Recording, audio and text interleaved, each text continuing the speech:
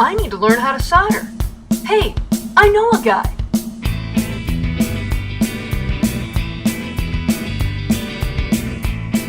Dang it, that guy just took my phone. That's okay, I'll just use a book. Double dang it, I'm not allowed. Looks like I can just use YouTube videos. Welcome to my Network Learning Project video on how to make stained glass art pieces. This project was for my CEP 810 class, Teaching for Understanding with Technology. Here's a list of my sources.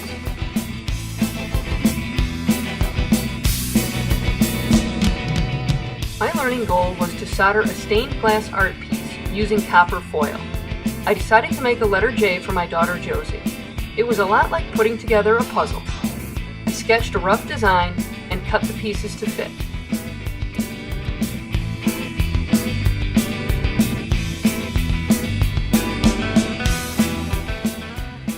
Solder doesn't stick to glass, so to connect your glass pieces, you need to wrap them with copper foil.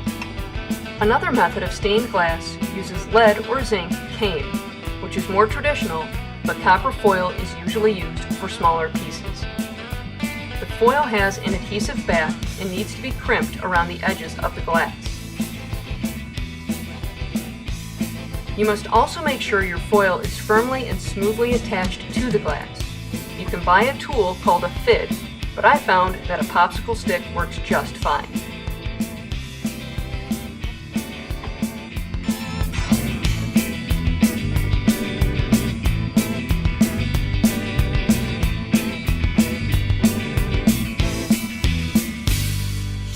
After foiling half of my glass pieces, I realized that they were not going to fit tightly enough.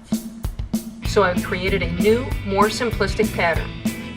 After cutting the glass, be sure to clean the pieces so the foil adheres properly.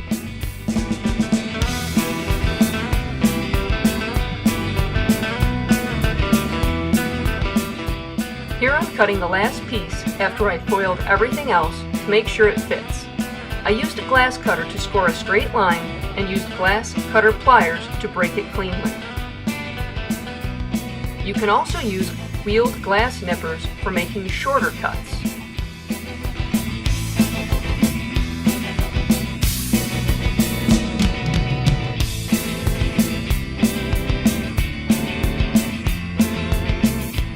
Here I'm going to practice my soldering on a letter J. I'm using push pins to hold the pieces together so they don't move in the process. For square panels, you can make a frame to hold everything in place.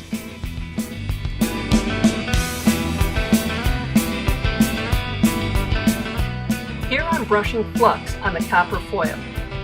It is essential to use flux, which allows the solder to flow smoothly and stick to the foil. Too much flux will spatter, and too little flux will leave uncovered foil. I first apply dots of solder to tack the pieces together.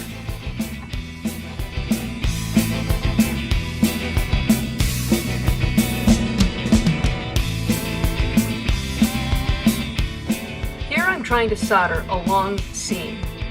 Notice that my soldering iron and solder have stuck to the seam.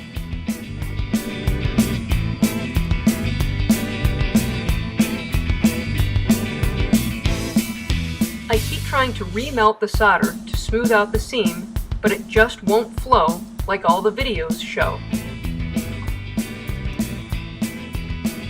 I have found my culprit.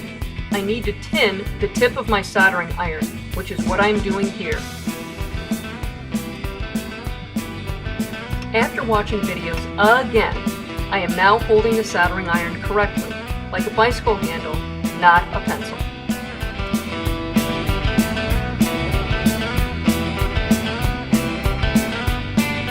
Although I'm doing a better job with my newly tinned tip, I realize that the tip of this soldering iron is too small to make proper seams. It is probably for circuit boards or jewelry making. Since I plan to make some more stained glass pieces, I will be buying a new soldering iron. Here's my final piece. Notice how different the colors are when I hold it up to the light.